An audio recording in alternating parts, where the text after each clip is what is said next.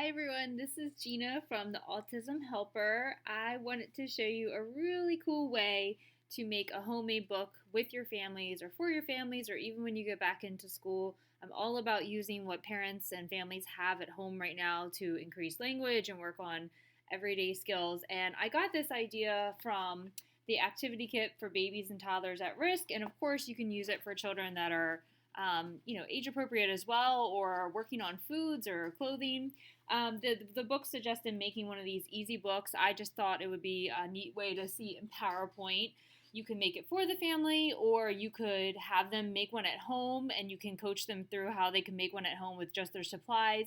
So, really, you're using the repetitive language approach to inspire some expressive language and to help children start learning the names of maybe their favorite foods. So I made this with the things that I have in my house.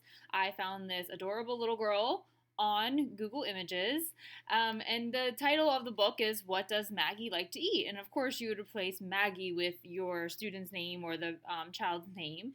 And you would take pictures of, that could be stock images online. You could have the parent tell you some of the things that the child likes to eat, or maybe they could send you photos. It doesn't have to be difficult.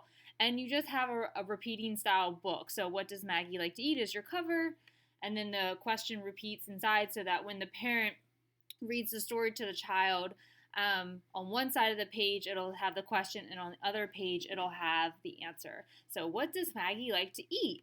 Maggie eats carrots. And then you keep going. What does Maggie like to eat?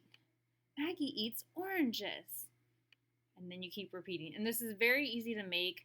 I just copied and pasted the pages. So copy, go down here, I'll paste, I'll take out the oranges, and you just insert a picture. So I have some right on my desktop. File. And you can just drag them over. Let's see. Oh, Pop-Tarts. Maggie eats Pop-Tarts. Okay, you resize. And say you're making this at home with a parent, maybe you can't print it out or the child won't attend to like a screen reading of it.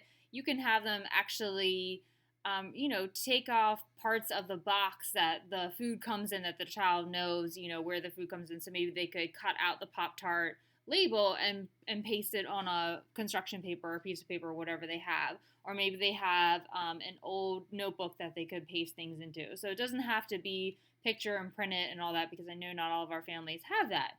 And I don't either right now, so that's why I'm using PowerPoint. I would read it off of here. And then, so once your child gets familiar with this book, you would try pausing at various points to see if they fill in some of the words. So you could prompt with like the first sound of the word while you point to the picture. And even if they don't try, you can fill it in for them. But if they do, then you can give them that positive reinforcement feedback about it. So for example, if you say, what does Maggie eat? Maggie eats, say you're on this one.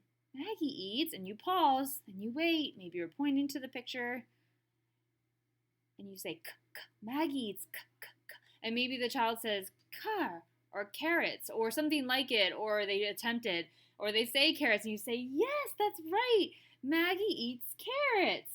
And so you're demonstrating the way to say the word, but more importantly, you're going to reinforce that enthusiasm for attempting to say the word. So you can do this book with all different kinds of things. If your child is interested in books, you could do it with clothing, you could do it family members, toys, all kinds of things. So very simple way to create your own book with your families and send home or teach them how to do it in their home.